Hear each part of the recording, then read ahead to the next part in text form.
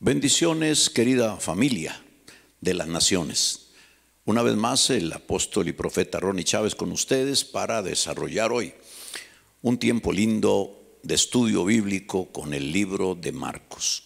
Iniciamos ayer y, como yo les mencionaba ayer, apenas como para iniciar y motivarles también a que en estos días vean nuestra publicidad que saldrá precisamente en Facebook, o usted mismo nos puede escribir para enviarle información de 3 seminarios que vamos a tener en las semanas de enero. La próxima semana tendremos un seminario sobre salvación y redención en Cristo Jesús.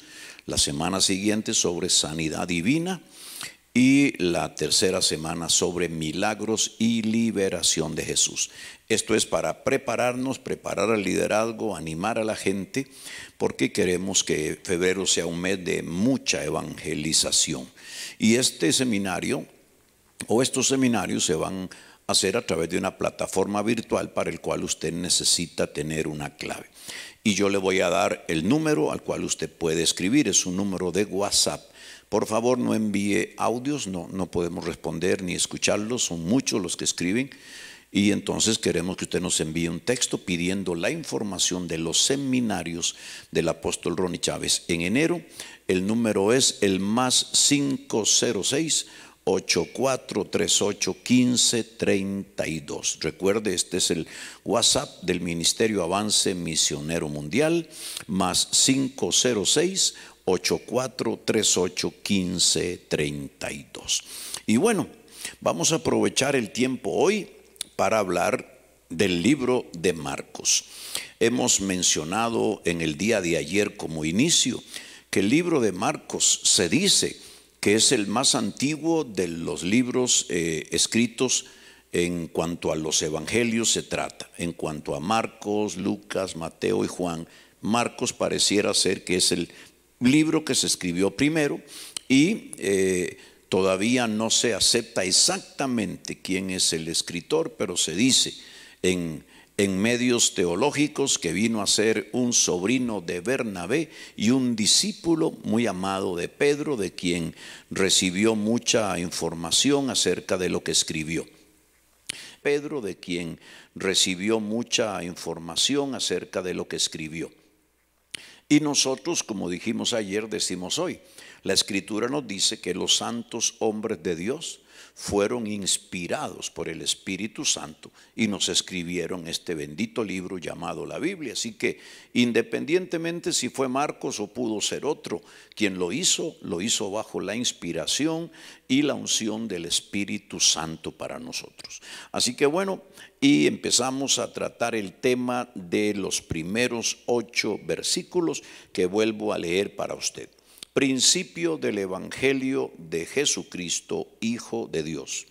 Como está escrito en Isaías el profeta: he aquí yo envío mi mensajero delante de tu faz, el cual preparará tu camino delante de ti. Voz del que clama en el desierto: preparad el camino del Señor, enderezad sus sendas. Bautizaba Juan en el desierto y predicaba el bautismo de arrepentimiento para perdón de pecados. Y salían a él toda la provincia de Judea y todos los de Jerusalén, y eran bautizados por él en el río Jordán, confesando sus pecados. Y Juan estaba vestido de pelo de camello y tenía un cinto de cuero alrededor de sus lomos, y comía langostas y miel silvestre.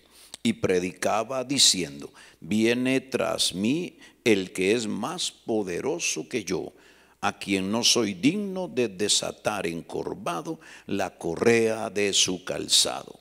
Yo a la verdad os he bautizado con agua, pero él os bautizará con Espíritu Santo. Alabado sea el nombre del Señor. Aquí es muy importante que los teólogos nos dicen que el Evangelio de Marcos fue escrito predominantemente para que este mensaje le llegara a los gentiles. Por eso es que Marcos comienza hablando del principio del Evangelio de Jesucristo, Hijo de Dios. El interés del escritor era que quien leyera el libro de Marcos entendiera que este era el mensaje de las buenas nuevas de Jesucristo. Y usa las dos palabras, el nombre Jesús y el título Cristo, unido, como lo usamos nosotros también a lo largo del Nuevo Testamento, pero que tenía profundas implicaciones. Jesús era obviamente el nombre de Jesús, el que se movió en Jerusalén y el que haría los milagros, se iría a la cruz por los pecadores, pero también el nombre Jesús tenía unas implicaciones muy profundas. Jesús significa Jehová salva y implicaba también, alabado sea Dios, que a través de Jesús la salvación vendría a los mortales. Jesús, dijo el ángel cuando le habló a María en aquel anuncio previo a la concepción maravillosa del Hijo de Dios, le dijo que Él salvará a la multitud de sus pecados. Por eso le pondría por nombre Jesús. Y Cristo es el término que, traducido del idioma original griego, significa el ungido. Y dentro del concepto hebreo, el ungido era ni más ni menos que el enviado del Dios eterno, era el Mesías prometido. Cuando Marcos nos da el inicio de su libro, nos dice el evangelio de Jesucristo, nos dice este es el evangelio de aquel que vino a salvar a los pecadores, pero que también vino con el oficio y la motivación, la intención y la asignación de ser el Mesías, el enviado, el prometido del Dios eterno para salvar a todos los pecadores y para bendecir obviamente a la nación israelita. El concepto principio del evangelio, ese término es usado también al inicio de la Biblia, en el Génesis, cuando dice en el principio Dios creó los cielos y la tierra. Es una palabra que tiene implicaciones en el contexto judío muy importantes, porque es como el origen, el arranque, es como el golpe de gracia para movernos, para poder ponernos en acción. Y Marcos nos dice este es el evangelio que nos lleva a la acción. Son las buenas nuevas de Jesús, son las buenas nuevas del Mesías, son las buenas nuevas de salvación. Y son las buenas noticias que a través de Jesús y a través del Mesías nos hablan de redención, nos hablan de salvación, nos hablan de perdón de pecados. Y este es el inicio con el que Marcos nos introduce y comienza también a utilizar la verdad acerca del anuncio de ese Mesías que habría de venir a través de los profetas. Y cuando estaba leyendo este pasaje, estaba pensando en algo que quería compartir contigo. Qué interesante es saber que Jesús es introducido en el ambiente de los israelitas por un pariente suyo, ni más ni menos que Juan el Bautista. Era un primo cercano de Jesús. Recuerdan ustedes que en el libro de Lucas, en el capítulo 1 y 2, se describe todo ese proceso extraordinario en el cual Juan el Bautista es concebido, cuando Juan nace y cómo es que es llamado por la profecía de aquellos días. Juan viene a ser el hijo del sacerdote Zacarías y de su mujer Elizabeth, parienta cercana de María, la madre de Jesús. Y la escritura nos dice que precisamente cuando Zacarías, en el orden en que le correspondía ministrar en el santuario, él está ministrando, aparece un ángel y le da un mensaje, y por causa de no recibirlo en ese momento directamente con fe, queda mudo, pero él queda sabido de que va a tener su mujer un hijo en la ancianidad y en la esterilidad y ancianidad de ella. A los días la mujer queda encinta y se desarrolla en su vientre quien sería el profeta Juan. La palabra profética que sale por la boca de Zacarías cuando el niño ya nace es que vendría a ser un profeta importante en el desarrollo del pueblo de Israel y que vendría en el mismo poder y en el mismo espíritu de Elías. Hay un anuncio que me empieza a mover desde los días del nacimiento de Juan y comienza a crecer en medio del pueblo. Alabado sea Dios. Hay un anuncio, hay un niño que va a crecer y va a venir en el mismo poder y en el mismo espíritu de Elías. Pensaba, repito, cuando estaba tratando de estudiar un poco el tema, que cuando Juan el Bautista nace y cuando desarrolla su niñez, su juventud, y llega el momento de comenzar su ministerio, la historia dice que han pasado aproximadamente 300 años, 3 siglos, en donde el último profeta que Israel recibió y escuchó de él el mensaje había hablado. No había habido palabra de Jehová proféticamente, ni profeta estilo Juan o estilo Elías o Eliseo, por 3 siglos, 300 años. Mas ahora aparece uno de quien se había profetizado de niño que vendría en el mismo poder y en el mismo espíritu de Elías, y comienza a conmover a las multitudes. Juan no va a la ciudad, Juan no va a Jerusalén, donde está el conglomerado más grande de gente, sino que inicia su ministerio y comienza a predicar y a hablar en el desierto. Juan sabía que para los israelitas el desierto era una figura simbólica extraordinaria. Aún para nosotros hoy, cuando aplicamos la palabra, el desierto tiene connotaciones muy relacionadas con lo que sucedió con Israel en los tiempos de Moisés y de Josué. En el desierto es un lugar de prueba, es un lugar en donde vamos a ser probados y quizás hasta atacados por el enemigo. Un lugar de sequía, un lugar de prueba espiritual, pero también el desierto representa el lugar donde Dios se va a manifestar, donde Dios va a mostrar su gloria, donde Dios nos va a alimentar sobrenaturalmente y donde Dios nos va a hacer perseverar contra nuestros enemigos. Juan sabía que el judío medio entendía que el desierto era importantísimo y simbólico, y por eso arranca su ministerio predicando de arrepentimiento en el desierto y no en la ciudad. Y la escritura dice que después de 300 años de que no se escuchaba la voz de un profeta, las gentes venían en desbandada, venían en multitud de Jerusalén y de Judea para ser bautizadas por Juan.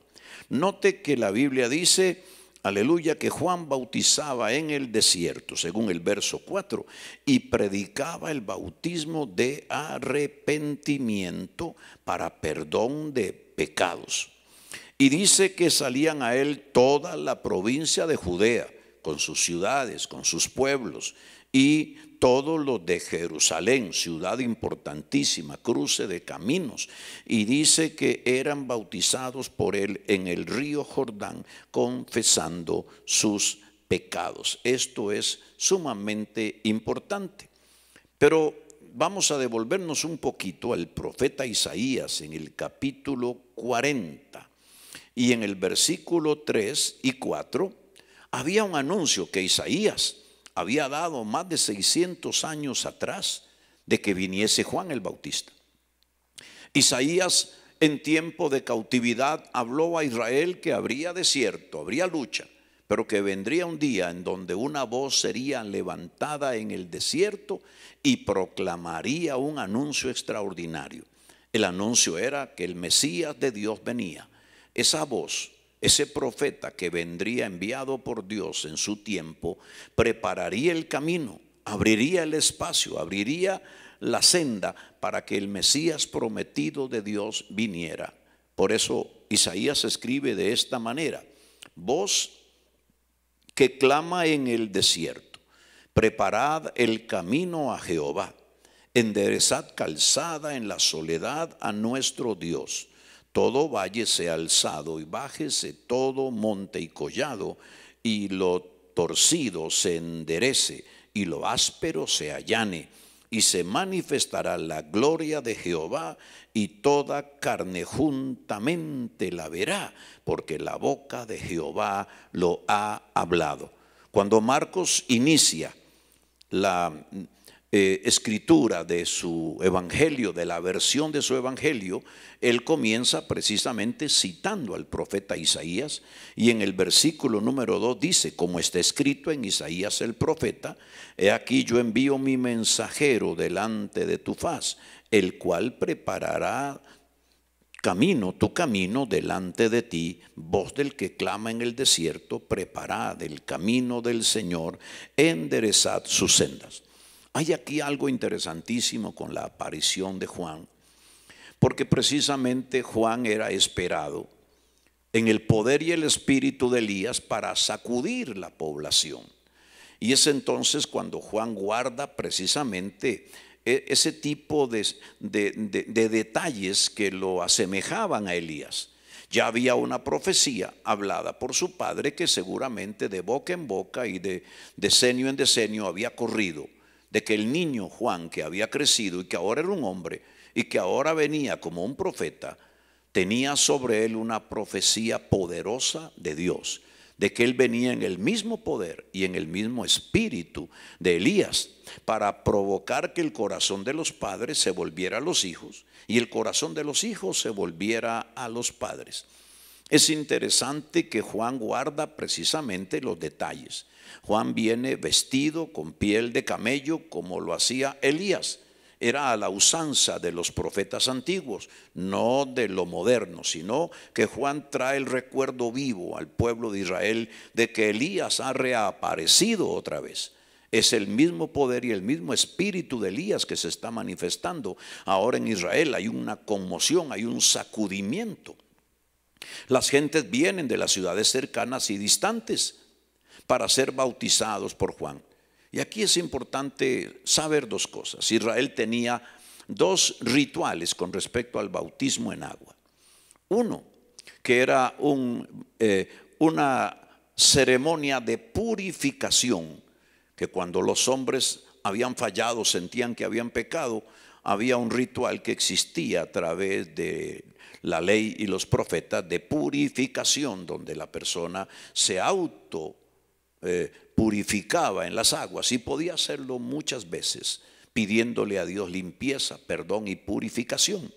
Y había otro acto que se hacía por inmersión, es decir, se tomaba a la persona y prácticamente se hundía en las aguas, y esto se hacía para los que no siendo judíos sino gentiles habían abrazado la fe en Jehová y la ley, y se hacían prosélitos de la ley y de Israel, y ahí entonces ellos consagraban sus vidas y había alguien que los dedicaba. Juan no está haciendo el bautismo de purificación que lo hacía cada persona por sí misma, ni estaba haciendo un bautismo solo para gentiles. No, Juan venía directamente al pueblo de Israel, él venía a la gente de Judea, él venía a los moradores de Jerusalén, y él estaba predicando arrepentimiento. En el Nuevo Testamento la palabra arrepentimiento es muy notoria y proviene de un término griego, metanoia, que tiene la implicación de un cambio de mente. Metanoia, arrepentimiento, significa un cambio de mentalidad, pero que a la vez implica una acción. No solo un cambio de mente, sino un cambio de dirección. Si voy hacia el norte, entonces voy a cambiar de dirección y voy a ir hacia el sur. Esto relacionado con la vida, esto relacionado con la forma de vivir, esto relacionado con la forma en que muchos israelitas vivían y convivían con el pecado. Ellos iban en una dirección, posiblemente la borrachera, la mentira, el robo, el pecado. Ahora el arrepentimiento era necesario para reconocer sus faltas, reconocer delante de Dios que habían pecado, habían fallado, habían transgredido la ley. Pero no bastaba con eso. Ellos tenían que también tomar la decisión de cambiar de dirección y alejarse de aquella borrachera, alejarse de aquel adulterio, alejarse de aquel tipo de pecado. Un cambio de dirección y de conducta en la forma de vivir. Juan no está bautizando prosélitos dentro de los gentiles que se convierten al judaísmo, ni está mirando solamente a los judíos purificarse y pedirle a Dios limpieza de sus corazones, sino Juan participa directamente. Él es el que realiza el bautismo. Posiblemente sería un único bautismo mientras él estuviera en su ministerio, pero él participa activamente porque dice la Escritura que ellos eran bautizados por Juan. Juan predicaba, Juan los bautizaba y les hablaba del bautismo de arrepentimiento para perdón de pecados. Y lo más interesante es que lo que Juan estaba haciendo ya estaba predicho por los profetas. Y lo que estaba haciendo era preparando el camino para uno más grande. Juan corría el grave peligro que corren todos los grandes y buenos predicadores. Y es que la gente vea a ellos, ponga la mirada en ellos, ponga la atención en ellos. La fama que levantan los que sirven a Dios con poder puede ser buena o puede ser destructiva. En el caso de Juan, él entendía con toda claridad que toda esa gente que venía, que toda esa gente conmovida, que todas esas familias que venían de Judea, de algunas ciudades y pueblos lejanos y de todo Jerusalén, lo estaban viendo a él como el Elías que había de venir. De hecho, Jesús, en unos capítulos más, cuando lo veamos, a él se le preguntó acerca de Juan y él dijo: este es el Elías que había de venir, si lo pueden recibir. Jesús daba testimonio de Juan, daba testimonio del ministerio. Era un ministerio poderosísimo, conmovió la nación de Israel. Pero Juan sabía cuál era su asignación. Juan sabía con toda claridad que era enviado a preparar el camino, que él no era el Señor, sino el mensajero, que él no era el rey enviado o el Mesías prometido, sino él era el que prepararía su camino.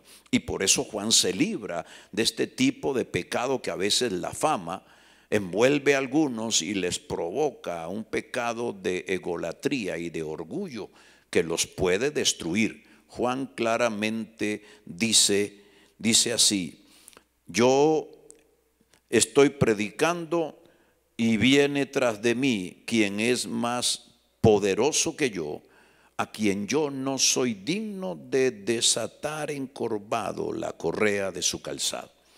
En Israel, quitarle la correa del calzado a algunas personas no era algo muy bien visto, era casi de un esclavo, casi de uno que servía procedente de otros pueblos. Juan está hablando de que aún lo más bajo, el servicio más pequeño, más insignificante entre Israel y entre los israelitas, como era encorvarse y quitar la correa del calzado, desatar la correa del calzado de alguna persona o algún invitado, aún eso, para él no era ni siquiera digno de él. Con respecto a Jesús, él dijo: no soy ni siquiera digno de encorvarme y desatarle su calzado. Él es el Señor, yo soy la voz que clama en el desierto. Él es el Rey enviado, Él es el Mesías prometido, yo solo soy un servidor. Qué tremendo este profeta Juan, que nos da lecciones extraordinarias. Juan se mantiene en la línea correcta. Juan se mantiene en la línea y en la unción que recibió y que se le profetizó de niño. En el mismo poder y en el mismo espíritu de Elías vas a moverte. Él hizo su trabajo de esa manera. Fue tal y tan apegado a esto que se vistió como Elías, que comió la misma comida de Elías y no se contaminó siquiera. Se guardó durante toda su vida para poder predicar el mensaje y producir el impacto que era necesario producir.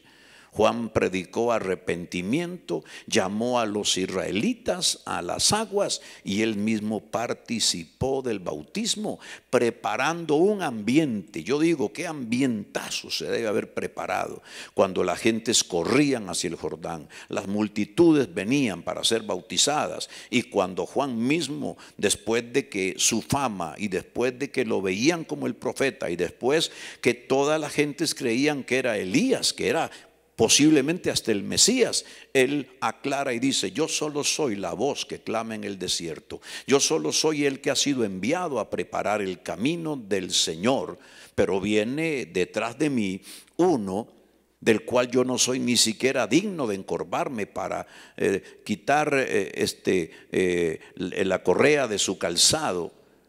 Él va a bautizarles a ustedes en Espíritu Santo. Yo les bautizo ahora en agua, pero este bautismo en agua es preparatorio, es de confesión de pecados, es de purificación para prepararlos para que ustedes reciban el bautismo verdadero del poder del Espíritu Santo. En otro de los evangelios que no estudiaremos ahora, nos dice que Juan dijo algo más. Las palabras de Juan, el Bautista, fueron: y él los bautizará en Espíritu Santo y fuego. Qué impresionante, cómo debe haber quedado aquel ambiente. Las voces propagaban el mensaje, las voces iban a los pueblos de donde venían a Jerusalén diciendo: hemos participado del bautismo de Juan para arrepentimiento, pero nos están preparando para la venida de uno más poderoso que Juan, de uno que será el Mesías prometido del Padre, y él nos va a bautizar no en agua, sino en el poder del Espíritu Santo y con fuego de Dios. Extraordinario. Por eso es que el libro de Juan nos introduce de lleno al ministerio de Jesús. Nos introduce de lleno al ministerio de Jesús. Y lo que toca estudiar mañana es precisamente el bautismo de Jesús. Cómo Jesús, atendiendo ese llamado de Juan, atendiendo la predicación de Juan sobre arrepentimiento, viene al Jordán para ser bautizado por Juan, y que así se cumpliese toda la justicia de Dios. Qué humildad, qué entrega total de Jesús para venir siendo quien era, el Hijo del Dios viviente, con conciencia clara de quién era, venir a otro ministerio que dentro de la dignidad él mismo reconoce que ni siquiera es digno de encorvarse y desatar la correa del calzado de Jesús. Mas Jesús reconoce en Juan un ungido, un hombre enviado por Dios, la voz que clama en el desierto y el profeta bajo la unción de Elías, que vendría en ese tiempo para anunciar su aparición. Qué tremenda obra, qué tremenda entrega, qué tremenda humildad cuando Jesús precisamente se humilla y entra bajo cobertura de Juan en ese momento para que se cumpla la justicia del Padre y el plan divino. Maravilloso este libro. Nos deja una sensación de que tenemos que seguir estudiando y aprendiendo. Pero para cerrar esta clase de hoy, me gustaría mencionar al libro del profeta Malaquías, para que tengas una idea de que la gente tenía a flor de piel. Los israelitas tenían claro que en cualquier momento de su historia aparecía otra vez alguien que podría ser el mismo Elías, en el mismo poder y en la misma unción, para traer un cambio sustancial a la nación. Porque estaba profetizado por el último de los profetas que apareció antes de Juan, el profeta Malaquías, cuando este hombre nos habla acerca de la manifestación de Elías en el capítulo 4 y verso 5, citado en el libro de Marcos. He aquí, yo os envío el profeta Elías antes que venga el día de Jehová, grande y terrible. Él hará volver el corazón de los padres hacia los hijos y el corazón de los hijos hacia los padres, no sea que yo venga y hiera la tierra con maldición. Qué anuncio profético tan extraordinario. ¿Y cuántos decenios? 3 siglos. Estamos hablando de muchos años que Israel esperaba que esa voz apareciera, que ese Elías viniera, que ese hombre apareciera en el desierto y que provocara esa transformación entre el pueblo y que volviera a restaurar la relación entre padres e hijos y padres, y también que trajera el anuncio de que en los próximos días vendría la gloria del Señor a ser manifestada, porque Juan era el anuncio. Elías habría de venir, pero el mensaje era contundente: antes que venga el día grande y terrible de Jehová, Dios enviará otra vez a Elías. Ellos pensaban que era Juan. Jesús dijo: este es el Elías que habría de venir. Nosotros entendemos hoy que Juan fue enviado en el mismo poder y espíritu de Elías para hacer una tarea semejante, pero que hay un movimiento profético que nos ha de envolver, si no nos está envolviendo ya, para anunciar el regreso en gloria de Jesucristo el Señor en el mismo poder y en el mismo espíritu de Elías. Mi tarea para ti es que leas el capítulo 1 de Marcos, hagas tus notas y nos preparemos para mañana estudiar un poco acerca del bautismo de Jesús, que como yo enseño en mi propia convicción de estudiante bíblico profundo, es que ese bautismo de Jesús se realizó en el día del cumpleaños número 30 de nuestro Maestro.